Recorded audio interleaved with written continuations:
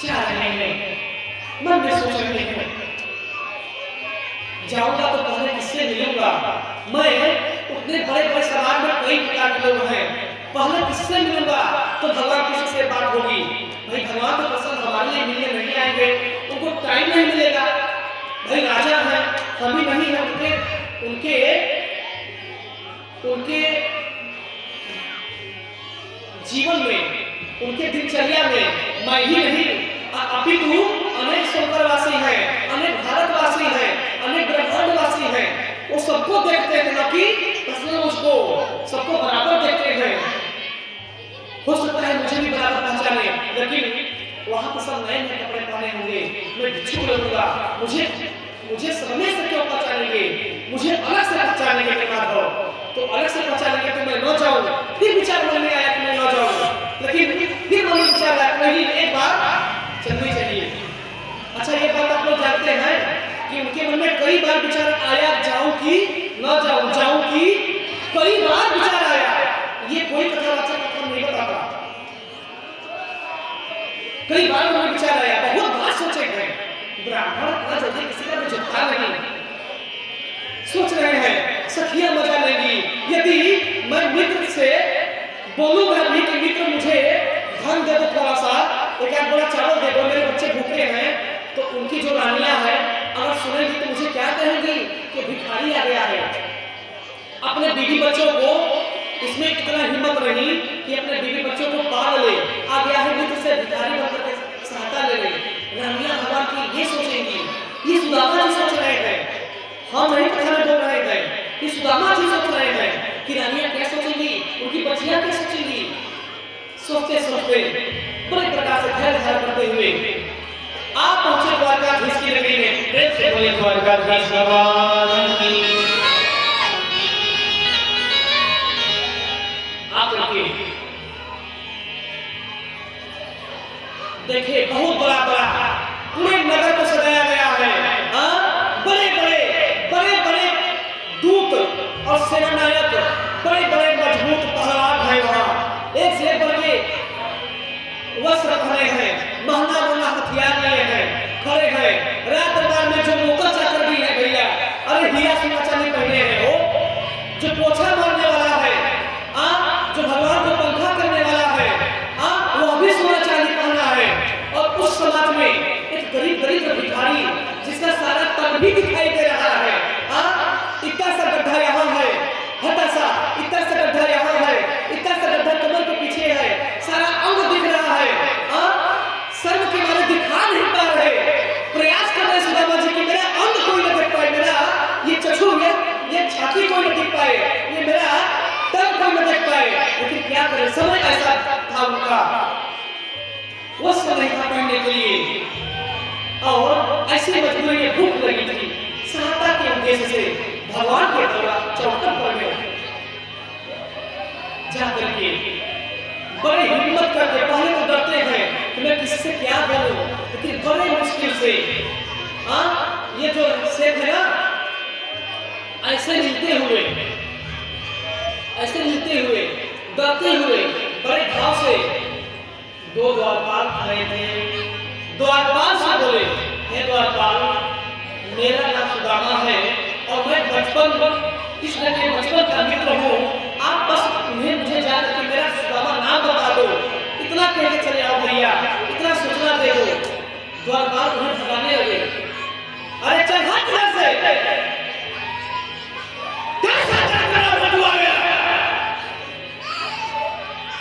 मेरे अंगने में तुम्हारा भिक्षुक दरिद्र भिखारी का क्या काम है? मूर्ख नीच, तू अपने आप को ब्राह्मण बताता है, तुम्हें देखने से काम लगता है, और तू बोला कि ब्राह्मण है। अरे ब्राह्मण का ललाट तो बढ़ता रहता है, ब्राह्मण बताना नहीं पड़ता कि मैं ब्राह्मण हूँ, ब्राह्मण को देखने से पता चल जाता है कि ब्राह्मण है। रे नीच मंदबुद्धि, तू ब्राह्मण अपने आप कह रहा है, ऊपर से भिखारी, क्या है तेरे पास? तेरे पास धन है? भगवान ऐसे नहीं मिलेंगे, उनसे मिलने के लिए धन चाहिए, नया कपड़ा पहनोगे तब भगवान से मिलोगे। भगवान को भले पैसा मत दो, लेकिन बढ़िया कपड़ा पहन के आओ, कुछ हथियार लेके आओ, ऐसा लगे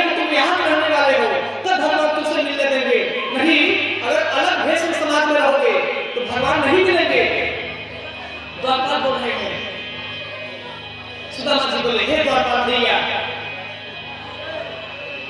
अरे आप एक बार जाकर के कृष्ण से बोल दीजिए कि ये बचपन का सुदामा आया है। बहुत इच्छा से, बहुत लालसा से आया हूं। लग रहा है कि अब मेरे शरीर से मेरा भूखे प्यासे प्राण निकल जाएगा। हे द्वारपाल भैया, अब और अधिक मुझे ना सताओ रे। बहुत मेरे नारायण परीक्षा ले लिए हैं, तुम परीक्षा ना लो। बस जाकर के बता दो कि भैया से नाम है सुदामा, इतना जाकर के बता दो। और उसे ये भी बता देना कि धोती फटी सी गति डूबती, बताओ आपका नाम सुदामा। इतना जरूर बताना कि वो आपका बचपन का मित्र बता रहा है और सुदामा नाम बता रहा है। हे द्वारपाल भैया, इतना बताएंगे तो आपको आदेश दे देंगे मुझे बुलाने के लिए। द्वारपाल ठहाके मार के हंसने लगा। अरे भाइयों, ये आ गया उनके द्वारका जिसका मित्र कहता है। अरे छोड़ो, तुमसे अच्छा वस्त्र हमने पहना है, तुमसे महंगा हथियार मैंने लिया है, लेकिन उनका दर्शन भी करना हम लोगों को सासा भर लग जाते हैं। जब भगवान किसी काम से राज्य महल से बाहर आते हैं तभी हम ही लोग देख पाते हैं। अब तू बोल रहा है कि तुमसे मिलने आएंगे? अरे मूर्ख ब्राह्मण, विनाशकारी बुद्धि, तेरी मति मार दी गई है क्या रे? हम लोग इनके सेवक हैं, सासा भर इनका दर्शन नहीं कर पाते। अब तू कह रहा है कि नाम सुन के बात घिसा जाएंगे? चल चल चल चल, हाथ यहाँ से हाथ। ए मार के भगा रहे, सब भगा रहे, सब दुर्गा के नाम के भगाने लगे। सुदामा जी को ढकेल देते हैं, गिर जाते हैं सुदामा जी, रोने लगते हैं, रोक नहीं पाते अपने आप को। दौड़ दिया, कहते हैं अरे कन्हैया इतने पत्थर करे जा बता दे राम, तुम्हारे द्वार पर आकर हे कन्हैया मैंने ये ठाना है, यहाँ सुदामा का ठिकाना है, अन्यथा मेरा कहीं नहीं ठिकाना है। सुदामा कहता है अब तो तेरी चौकट पे आ गए हैं, चाहे तेरे सैनिक मुझे कुचल डाले, चाहे मुझे लोहा से कुछ कुचिया बना के आ जाए, मेरी चटनी बना दे, मुझे सजा दे दे, मुझे मौत दे दे, मेरे हाथ पांव तोड़ दे, लेकिन मैं जाने वाला नहीं। तब तक कुछ सैनिक जबरदस्ती सुदामा को जबरी बाहर करने जा रहे थे, तब तक एक मेन द्वारपाल आया। अब क्या बात है? तो दूसरा सैनिक बताया, अरे कोई एक काशी बनारस से सुदामा नाम का ब्राह्मण आया है, अपने आप को कृष्ण का मित्र बता रहा है और इसके तन पे अच्छा वस्त्र भी नहीं है। हे द्वारका महाराज, यही बात है। तो बोले हटो हटो हटो हटो, आपका क्या नाम है? तो सुदामा जी बताने लगे, हे भैया आप लोग मेरी कहा क्यों नहीं मानते? मैं आपका नौकरी नहीं जाने देना चाहता, मैं जबरदस्ती अंदर चाहूं तो चला जाऊं, लेकिन इसमें आप लोगों की नौकरी पर खतरा आ जाएगा, इसलिए आप ही मेरा मदद करिए। अगर नौकरी बचानी हो तो मैं रो रहा हूं तो मेरे पास क्रोध भी है, मैं सच बता रहा हूं, जाकर के एक बार उसे बता दो कि मेरा नाम सुदामा है और मैं उसे बस मिलने आया हूं, कुछ लेने नहीं आया हूं।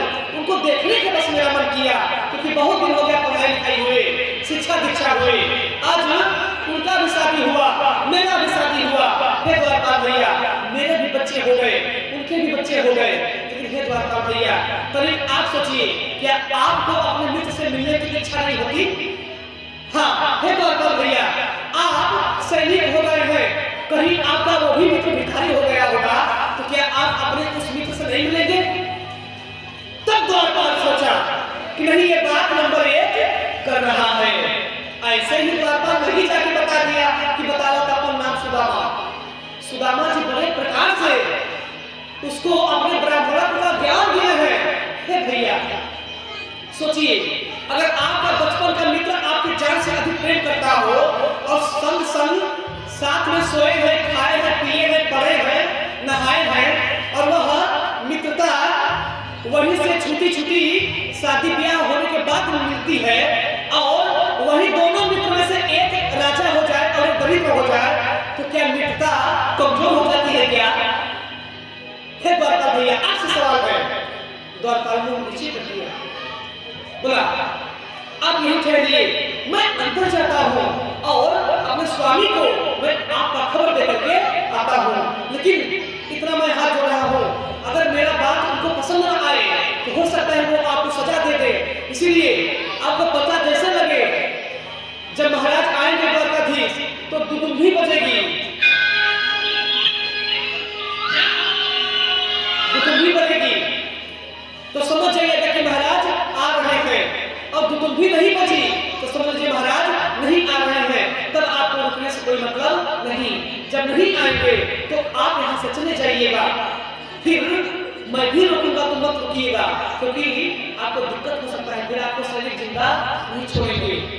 इतना दर्द हो गया सुदामा जी को, वहां का नियम, वहां का धर्म। कथा समझ में आ रही है? बोलिए राधे राधे।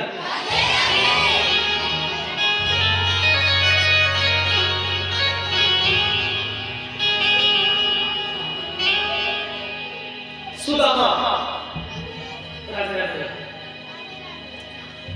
द्वारपाल जब मेरे माधव के राज्य दरबार में गया तो बोला,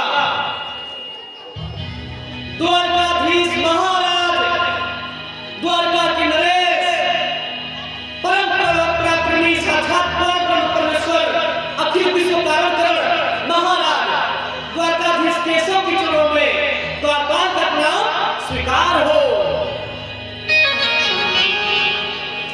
कहो द्वारपाल, क्या बात है?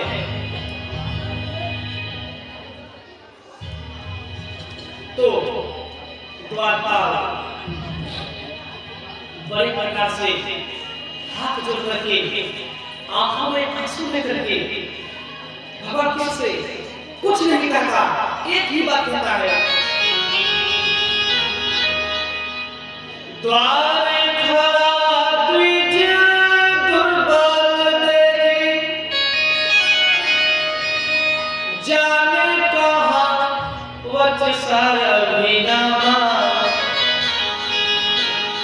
धोती फटी सी लती दुपट्टी है, बतावत आपन नाम सुदामा। हे नाथ, हे प्राणनाथ, हे प्राणेश्वर, हे स्वामी, दरवाजे पर मेन गेट पर एक परम दरिद्र और भिखारी भिक्षु को एक ब्राह्मण आया है। हाँ, ऐसा ब्राह्मण है, भगवान बोले कैसा ब्राह्मण है? बोले प्रभु ऐसा ब्राह्मण है कि धोती फटी सी लती दुपटी, न सर पे पगड़ी है, न देह पर वस्त्र है, न तन में जामा है, धोती भी नहीं है, धोती है भी तो फटी है, भिखारी है, उसके तन पूरे उघरे उघरे दिख रहे हैं ना। तो भगवान कृष्ण बोले अच्छा नाम क्या बताया? तो द्वारपाल बताया, हे प्रभु वह आपको अपना बचपन का मित्र कह रहा है। तो भगवान बोले मित्र? हाँ स्वामी मित्र। बोले उसका नाम क्या है? सुदामा। आहा, जैसे भगवान सुदामा का नाम सुने बचपन की यादें ताजा हो गई। बचपन में एक एक मिनट जो गुजरा था सुदामा के जीवन में, चना चबाना, बारिश होना, लकड़ी काटना, संग संग सोना, सब भगवान कृष्ण याद करके भावुक हो गए। क्या मेरा भी दरिद्र मित्र मेरा सुदामा गया, जो सुदामा मुझसे मिलने के लिए रोते हुए आ रहा है, पूरे रास्ते भर जो सुदामा मुझ पर भरोसा किया है, वो जानता है कि उसका प्राण कब निकल जाएगा वो उसे भी पता नहीं है, फिर भी धैर्य को धारण करके, मुझ पर विश्वास करके, मुझे मान करके आया है। ये मेरा सौभाग्य है, उसका मैं दौड़ करके सम्मान करूंगा। सुनते ही दौड़े चले आए मोहन। रानियां सभी पंखा चला रही थी। भगवान कृष्ण जैसे ही सुदामा का नाम पूछे, सुने ऐसे तिलमिला करके भगवान प्रेम के वशाभीत होकर के भगवान दौड़ करके उठे, जैसे भगवान सृष्टि की रचना करने के लिए गरुड़ का भी साथ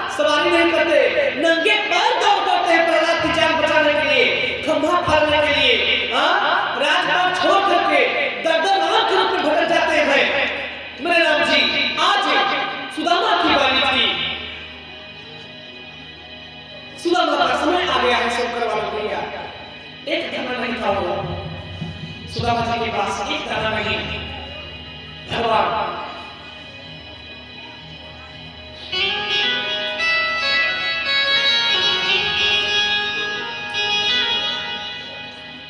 भगवान रोते हुए जा रहे हैं, सोच रहे हैं सुदामा मेरा गया।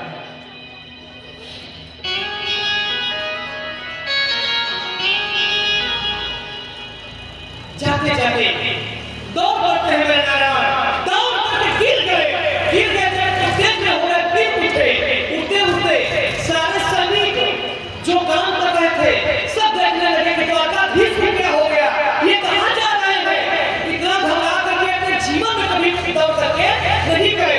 कौन सा विपद आ गया, कौन काम आ गया, कौन सा जरूरी काम फंस गया जो मेरे राजा स्वयं करके जा रहे हैं। आगे आगे भगवान दौड़ के जा रहे हैं, पीछे से रानियां जा रही है और रानियां के पीछे गुरु महाराज जा रहे हैं जो गुरु की पुत्री है। किसी को कुछ समझ नहीं आ रहा, रानियां सोच रही है कौन ऐसा आ गया जिससे द्वारकाधीश महाराज दौड़ के चले गए। महाराज के सामने स्वयं सब दौड़ करके आते हैं, आज महाराज दौड़ करके चल दिए, कौन आ गया जरा हम भी देखे। भगवान जाते जाते जब देखते तो बोले सुदामा, जब सुदामा जी देखे कि मेरा मित्र आ गया तो सुदामा जी बोले हे कृष्ण आपकी जय हो मेरे मित्र। रोते हुए ऐसे दौड़ते हुए जैसे मानो सुदामा जी को सब सुख मिल गया हो, दौड़ के अपना सब कुछ छोड़ छाड़ के पोटली को दबाते संभालते हुए जा करके भगवान के हृदय से लग करके जी भर के रोते हैं, बोलते हैं माधव आपने आने में बहुत देर कर दी।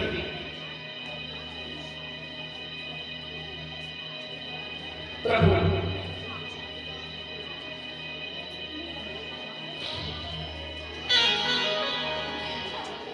मैं यहाँ क्या सोचकर आया हूँ, आप मन की बात जान गए होंगे। मर्यादा है, हम आप क्या करें।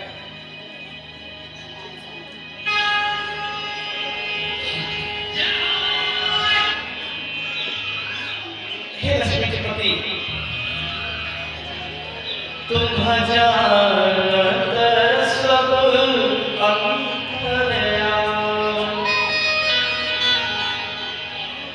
आपसे क्या छुपाए मान मित्र, बहुत उम्मीद लगा करके आपको बहुत सुख दुख का जीवन साथी समझ करके आपके दरबार में आया हूँ। आप मेरा बलिदान करिए, आप मेरा भलाई करिए केशव, क्योंकि आपके अलावा मेरा और कहीं ठिकाना नहीं है। अगर आप आज नहीं आते तो फिर सुदामा का शरीर भी गिर जाता, फिर आप मैं कभी नहीं।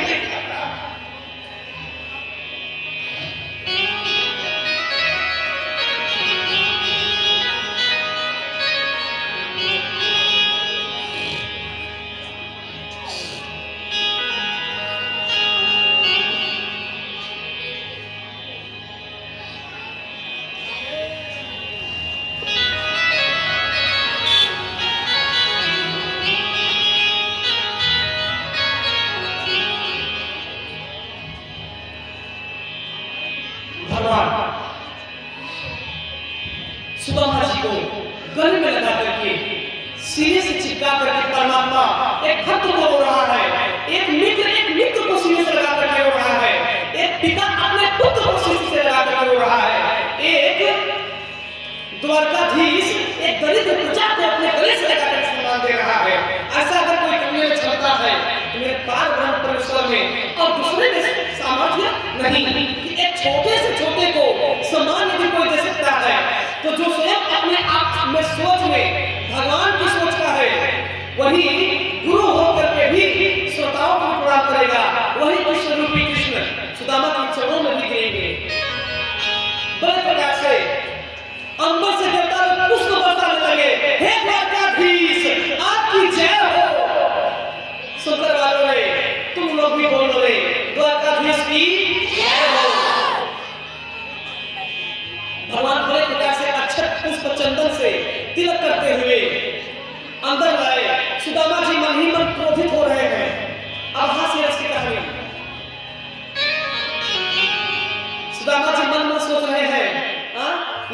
का दिमाग लगा दिया। हम आए थे इसके पास कुछ मांगने और ये बिना मतलब के मेरा पूजा पाठ करवाने लगा। इसकी अरे यार पहले पेट भरो, ये तिलक लगाना, पूजा पाठ करना, पाँव पखारना, ये क्या हो गया? सुदामा जी ब्राह्मण के जात मन में लालची क्या सोच रहे हैं? करने को क्या कर रहा है क्या? कैसा मित्र है? क्या चाहता है मेरे बारे में?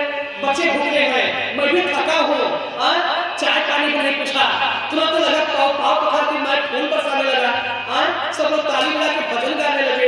ये कौन सा द्वारका में मेरा स्वागत है भैया? यहाँ पे इसी का स्वागत होता है क्या? बड़े प्यार से प्रभु अपने महल में ले गए।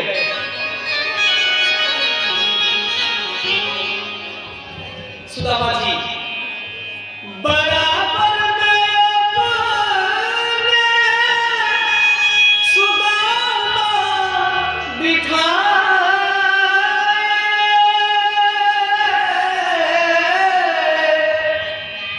चरण आशों से मेरे श्याम ने बुलाए।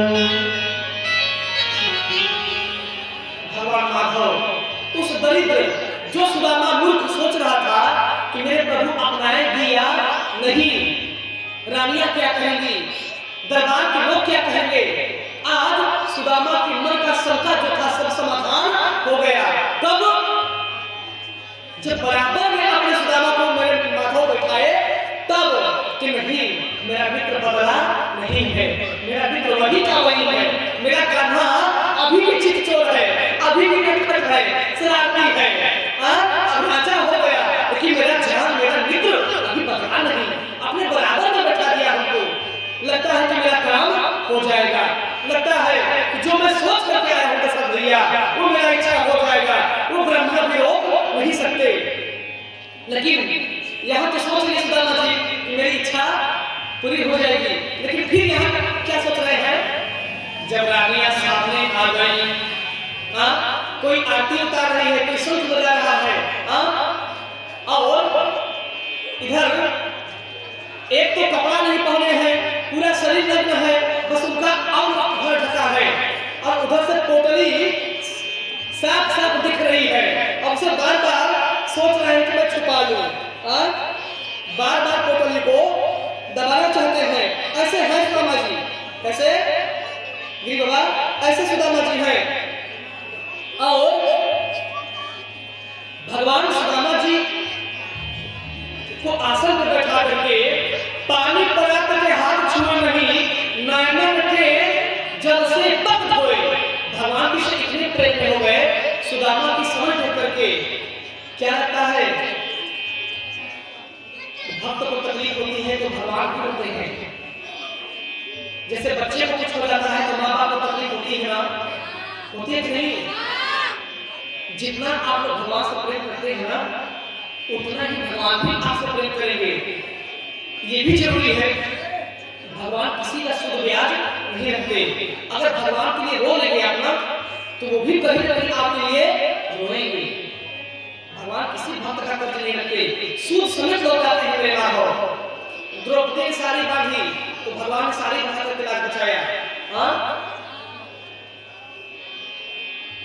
इसी प्रकार भगवान सुदामा जी के चरणों को अपनी अंजुली में लेकर के चुंबन कर रहे हैं, और उनके पैरों से खून बह रहे हैं, कट गए हैं, छाले पड़ गए हैं। तो भगवान कृष्ण के हाथ जो थे सुदामा जी के पैर के खून से पूरा लथपथ हो गए भैया, पूरे भगवान भीज गए, और खून तो बह रहा है, उधर जितना उनके पैर से खून बह रहा है, उधर उससे अधिक मेरे नारायण की आंखों से नीर स्फुरित हो रहे हैं, नयन नीर रोमांचकारी रोमे भर गए हैं, मेरे माधव हो गए हैं कि रे सुदामा, रे दशरथ तेरी कैसी दशा है रे। बड़े प्रकार से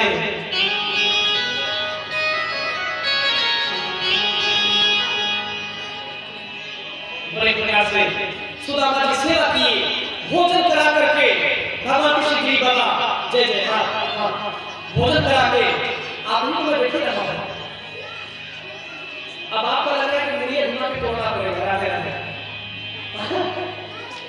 कैसे परशुराम जी का फंसा है। हाँ, हमसे नहीं हो पाएगा तो परशुराम जी को बुलाएंगे, इसलिए कथा मन से सुनिए। राधे राधे। देखिए बड़े प्रकार से सुदामा जी का सेवा भगवान किए। जब सेवा कर रहे हैं, अरे भैया 56 का 56 आइटम आ गया, पनीर, मक्खन, मलाई, दूध, घी में जीरा भुना हुआ माठा आ गया, माठा में जीरा और लाल मिर्च भून करके बढ़िया से भगवान कृष्ण पी रहे हैं, मुख बोल रहा है, उधर सुदामा जी भी दही पी रहे हैं, बोलता है ना। और सुदामा जी देख करके भगवान जब पी रहे हैं, भगवान हंस रहे हैं, अरे सुदामा अभी बचपन की तेरी आदत नहीं गई क्या? सुदामा जी हंसने लगे, नहीं प्रभु बचपन की आदत नहीं गई, ये लो सुदामा, ये मेरा लो। तब पहले बचपन में क्या करते थे, भगवान कृष्ण और सुदामा साथ ही भोजन करते थे, और भोजन करने से पहले क्या करते थे, अपने में से आधा भोजन कृष्ण को सुदामा जी दे देते थे, और उधर कृष्ण जी अपने भोजन में से आधा भोजन सुदामा को। आज भी वही हुआ, आधा माठा अपने थाली में सुदामा जी पिए, आधा माठा अपना थाली कृष्ण जी को दे दिए, उधर कृष्ण जी अपना थाली माठा वाला सुदामा जी को दे दिए। बड़े प्रेम से भगवान पीते हैं।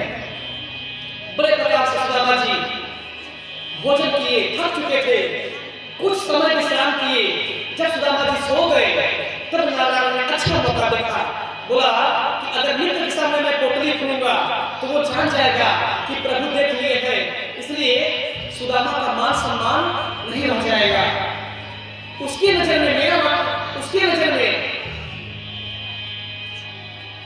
उसे जब पता हो जाएगा कि मैं जान गया कि पोटली में, फटी पोटली में चावल लाया है, सुदामा को तकलीफ होगी।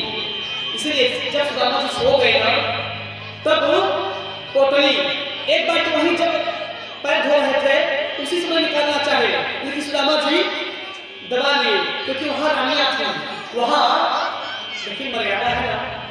अच्छा मित्र भाई, अब मित्र के लिए क्या लाया है समझिए, गांजा पीने के लिए चिलम लाया है या एक बोतल ला दिया है, समझिए। अब पत्नी से क्या काम है, पत्नी देखने के हो जाए, आग लगी पत्नी में। सुदामा जी मन में सोचे कि मैं चिलम लाया हूं, गांजा लाया हूं, शराब लाया हूं, क्या लाया हूं, रानियों से क्या क्या मैं अकेला किसी को दूंगा, उसका हिम्मत नहीं होगा। सुदामा जी सोच रहे हैं, अंत में भगवान मानिए